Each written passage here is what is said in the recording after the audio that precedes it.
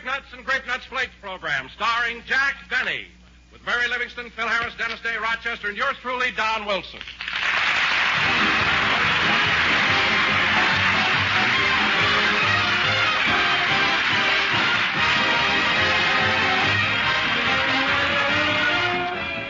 And now, speaking of New Year's resolutions, here's a poem for you, friends, so listen. When the year is at the morn, resolutions fine are born. When the year is old and gray, resolutions, where are they? I have the answer here to a season full of cheer. Just resolve to start each day happy, carefree, blithe, and gay. And you know, folks, all it takes to start the day is Grape Nuts Flakes.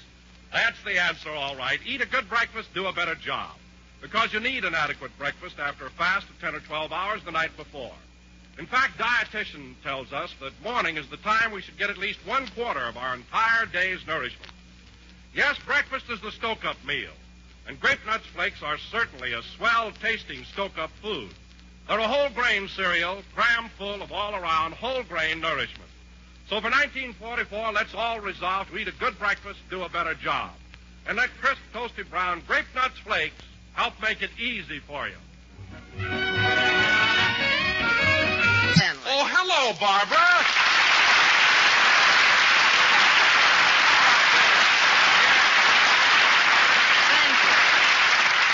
Thank you. Say, Don, Jack called me about a half hour ago and told me that Mary had laryngitis, and he wanted to know if I'd come down and take her place. Well, that's awfully nice of you, Barbara, although we're very sorry to hear about Mary. By the way, did you see Jack? Yes, he's out in the hall talking to Dennis. I heard Dennis asking him for a raise. Yes, I know. The kid tried to get a raise last week, but now he's willing to compromise. He only wants half as much. If I know Jack, he's holding out for unconditional surrender. That'll go on for weeks. But you've certainly got to admire Dennis. His motto is, if at first you don't succeed, try again. Well, Mary tells me he doesn't stand a chance, because Jack's motto is, if at first you don't get it, you just don't, brother. I feel sorry for the boy. So do I. You know, Barbara, it's hard to believe that Jack is so cheap. Cheap? Oh, listen, Don, I've known him for years. Remember that girl he used to go with, Gladys Zabisco? Remember? Yes. Well, Jack broke up with her because she moved to a 10-cent telephone zone. What a guy. Say, Phil, did you ever ask Jack for a raise? Yeah, but I had to cut it out. It's habit forming. Oh. Well, anyway, Phil, you've got no kick coming. You're doing all right, aren't you? Yeah, but what am I going to do if Alice quits working? You'll be out in the hall where Dennis is. Gee, they've been out there 3 hours already. I wish they'd get it settled one way or the other so that we could get on with the show. Yes, I know, Mr. Benny, but my mother said I really do deserve... Your mother. Now, look, kid. You've been on this program 4 years. Now, when you first came to work for me, I paid you only $30 a week. That's right. And what am I paying you now? 35.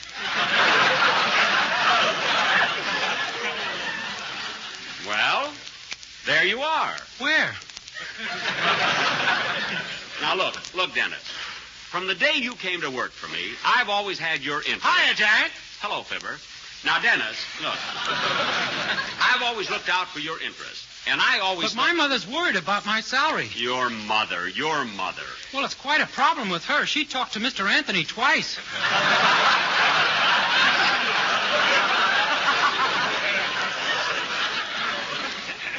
Well, your mother had no right to discuss our business. Now, you listen to me, Dennis. I'm paying you... Ooh, my arm. Oh,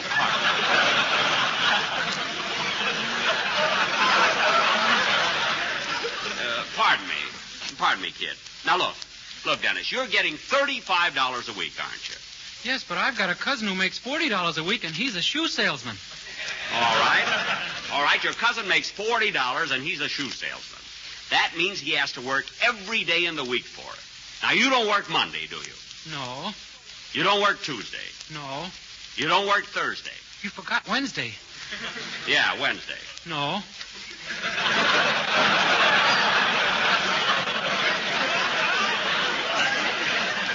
Now, look, you don't work Friday and you don't work Saturday.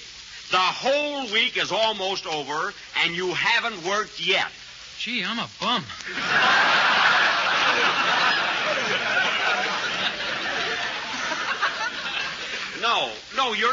Dennis. You're not a bum. What I'm trying to explain is... Oh, officer, would you please keep this crowd moving? Yes, sir. Come on, everybody. Break it up. Move along. Break it up. Come on. Thank you. Thank you. Now, Dennis. Dennis, where are you? I'm in the crowd. Come back here. What were you doing in that crowd? I was telling them my side of the story. Never mind that. Now, Dennis, I don't want you to think that I'm turning down your raise. But let me give you the reason why. You see, kid... Ooh, your glasses are hurting my nose.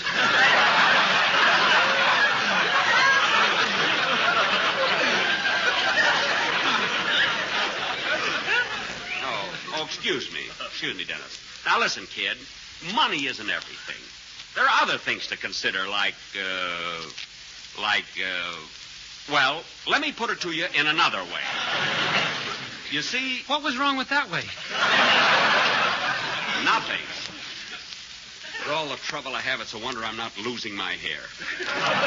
You see, Dennis, your song only runs 2 minutes. And for that, you get $35. That's $17.50 a minute. Now, there's 60 minutes every hour and 24 hours a day, 7 days a week. That's $7.50 a minute. Mr. Benny, it's against the rule to write on the walls. Oh, I'm sorry, officer. You can erase it. I haven't finished erasing your argument with Kenny Baker yet.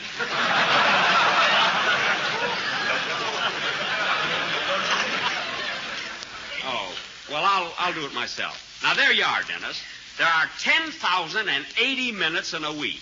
And since you get $17.50 a minute, that means you're being paid $186,000 a week. Oh, boy, am I loaded.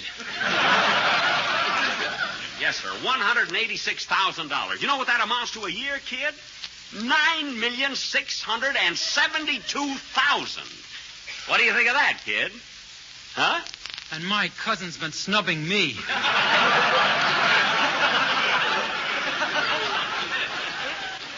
Yeah, I guess you can tell him off now. Well, let's go in, kid. We got a program to do. Okay, Jack. Jack? We're both way up in the dough now.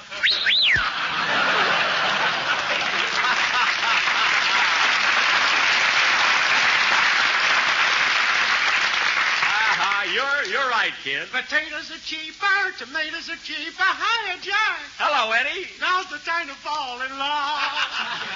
What a ham. Come on in, Dennis. Let's go in. We got a program to do. Come on.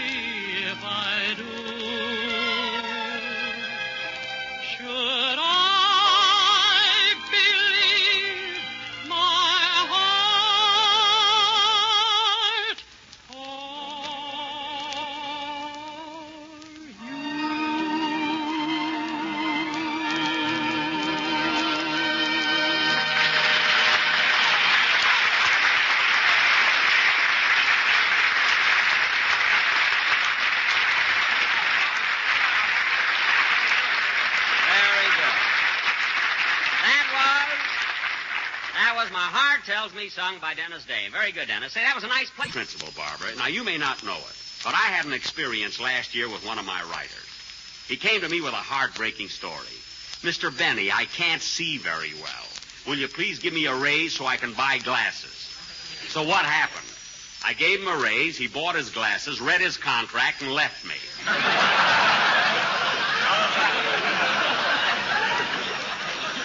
So go be nice to people. Now, where was I? You know, Barbara, as a rule, I don't like to take sides, but there's no question that Jack is underpaying all of us. Do I hear a thin voice from a fat boy? What did you say, Don? I said that we were all being underpaid, including me. Oh, so I'm paying you starvation wages. I suppose that stomach came with your suit. Now, listen, fellas, I've heard all I want to hear about salary and raises. This goes on every year, and I've had enough of it. Mary is satisfied. Oh, yeah? Asking for a raise gave her laryngitis. Well, Phil is satisfied. I am not.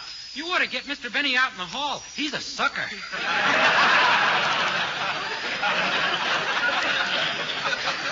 No, I'm not, Dennis. I'm just trying to show you and everybody else how well off you are.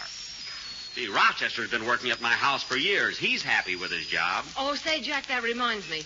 Mary spoke to Rochester about a maid yesterday, and he promised to bring his niece over to see her. I thought she had a maid. Yeah, but she quit. They had an argument about having breakfast in bed. Oh. Mary didn't feel like serving it to her there.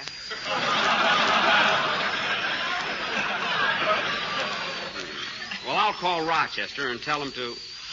Hey, wait a minute. When did you and Mary see Rochester? Yesterday afternoon, coming out of the movies. We saw him at Warner's Beverly Theater.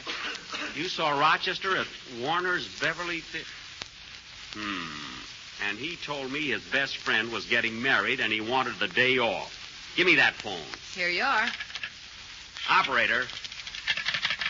Operator. When you hear the tone, the time will be... What? Oh, excuse me. I was on time signals all day yesterday. Number, please. I want Crestview 670... You know, when you're on time signals, you keep saying the same thing over and over and over and over. Look, miss, all I'm trying to get is Crestview 6. You know, the day before yesterday, they had me on information.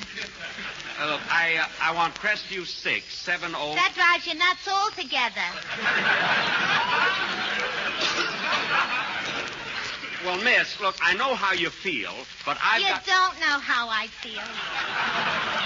When Myrtle and I came to work here, they promised to make me a supervisor. Listen, Myrtle's my girlfriend, and she ain't got half the education I got. Look. So who do you think they made a supervisor? All right, Myrtle. No, a complete stranger. Now, look here, miss, I'm sorry about all you... Will you please get me my home, Crestview 67071. Okay. I must be the fatherly type. Everybody tells me they're... Hello? That's strange. Is this Crestview 670? I'm not talking to you.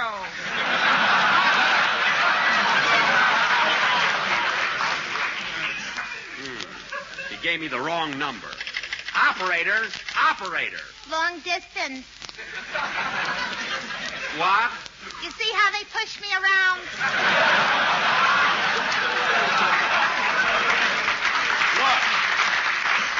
Look, miss, you gave me the wrong number. I want Crestview 67071. Okay. Wait till I get Rochester on the phone. I'll tell him a thing or two. Oh, Barbara, what am I mad at Rochester about? He told you he wanted a day off to go to his best friend's wedding, and he went to Warner's Beverly Theater instead. Oh, he did, eh? That burns me up. Mr. Benny's residence, star of stage, screen, and radio.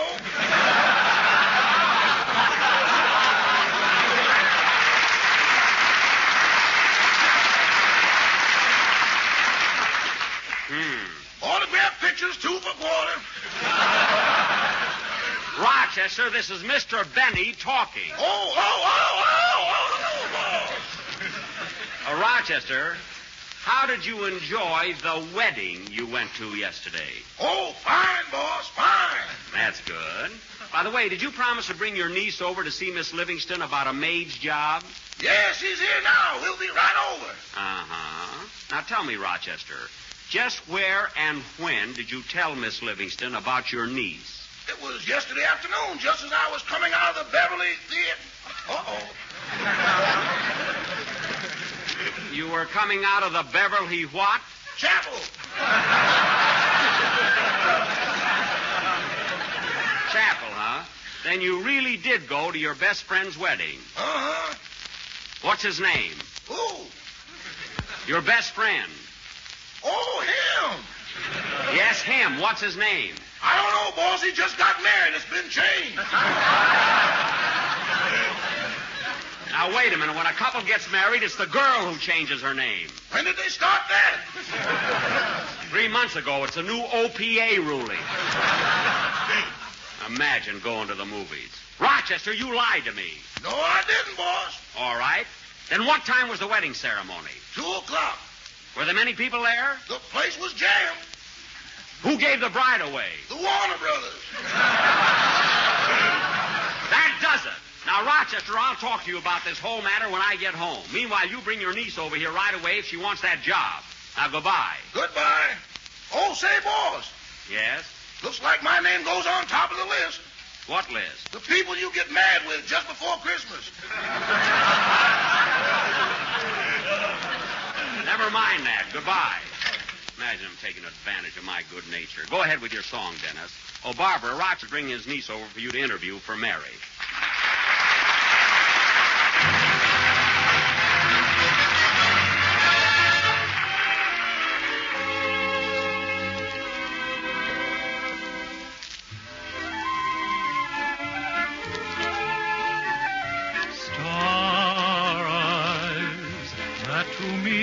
What your eyes are, soft as stars in April skies are. Tell me someday you'll fulfill their promise of a thrill. Star eyes, flashing eyes in which my hopes rise. Let me show you where my heart lies. Let me prove that it adores that loveliness of yours. All my life I felt content to stargaze at the sky. Now I only want to melt the stardust in your eyes. Star eyes, when if ever will my lips know if it's me for whom those eyes glow? Makes no difference where you are, your eyes still hold my wishing star.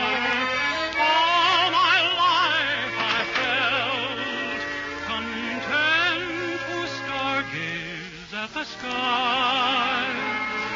Now I only want to melt the stardust in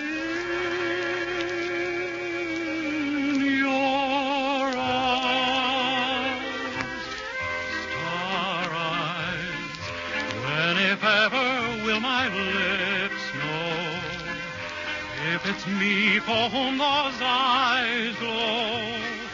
Makes no difference where you are, your eyes still hold my wishing star. Oh, star eyes, how lovely you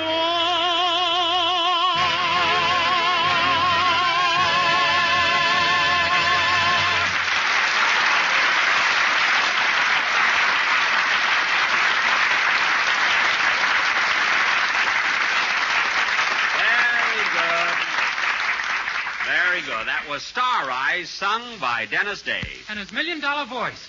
That's right. And now... Oh, brother.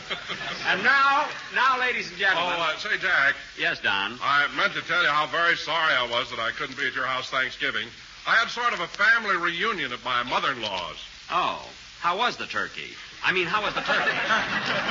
I'm sorry, Don. That's all right. Did you have fun Thanksgiving? Yes, we had a nice big dinner, and after we finished eating, we all played a game called What Is It? A game called What Is It, huh? Well, that was nice. It goes something like this. Don. I make up a poem, and you have to guess what I'm describing. Don, we haven't time for that. Oh, Lordy, take a minute. Now, listen. It's sweet as a nut and yum, yum, yummy. It's good on your plate, but better in your tummy. Now, what is it? I know, but I'm not going to tell him. No, don't tell him, Barbara. Don't tell him. Well, I don't think you know, so I'll give you another hint. It's toasty brown and munchy crunchy. If you don't like it, you're slightly punchy. Now, what is it? I know. I'm not going to tell him. Don't tell him, Phil. Don't tell him, audience. Don't prompt them. Huh? Just let him stand there all by themselves. Yeah. Don't tell him. Oh, you're just doing that, Jack. Oh, I know you what don't you're know what it driving is. at. Don't Now, tell- look, Jack, I'll give you one last clue. All right. On Thanksgiving, it's so tasty, you will eat it, but oh so hasty. Now, what is it? All right, fellas. Let's give him the answer. It's Grape Nuts Flakes. It is not. It's turkey. What? Turkey? Why, Don. Ooh, what he said.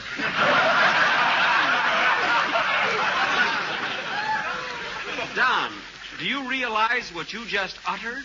Oh, sure, but it's okay, Jack. I took it up with the sponsor, and he said it's perfectly all right for people to have turkey for Thanksgiving dinner instead of grape nuts flakes. He's a great guy. Oh, he certainly is. Right now, I'm trying to clear it for Christmas. I see. Well, I'm sure you won't have any trouble. Say, Don, what about New Year's? Do you think that maybe... Come in? Well, it's about time he got here. Hello, Rochester. Hello, Miss Stanley. Hello, boss. Rochester, you lied to me, and I'm not forgiving you so easily. So don't talk to me. Oh, boss, let's not go through that again. Remember last time when you didn't talk to me for 3 weeks? For 3 weeks? Yes, ma'am. He was so mad at me he wouldn't tell me to sweep the floor, dust the furniture, or make up the beds. Really? The house got so messy I had to move to a hotel. Now listen, Rochester. Oh, wait a minute, Jack. Mary asked me to interview a maid for her. Rochester, did you bring your niece with you? Yes, Miss Stanley. She's right here if you want to talk to her. Good. Butterfly, this is Miss Stanley. How do you do? We got each other that time, partner. Well, I'm sure glad I wasn't in that sketch. Music, please.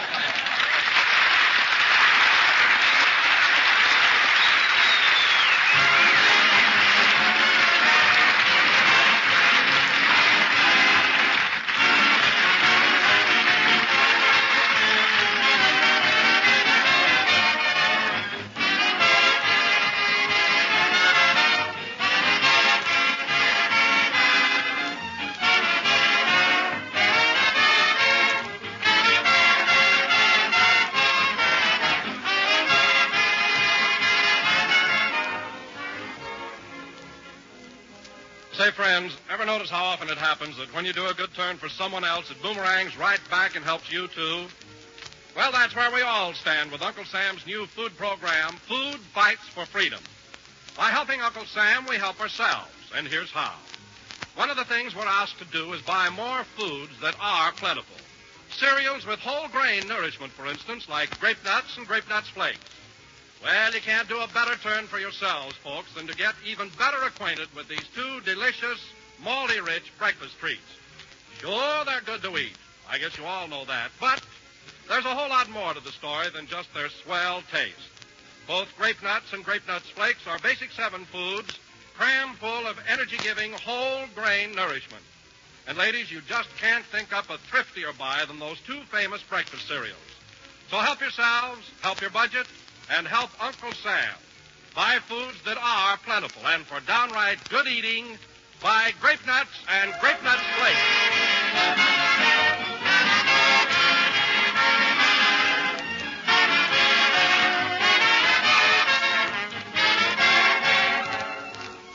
Well, folks, it's been a privilege to broadcast here for the personnel of the Air Ferry Command and the Turney Military Hospital.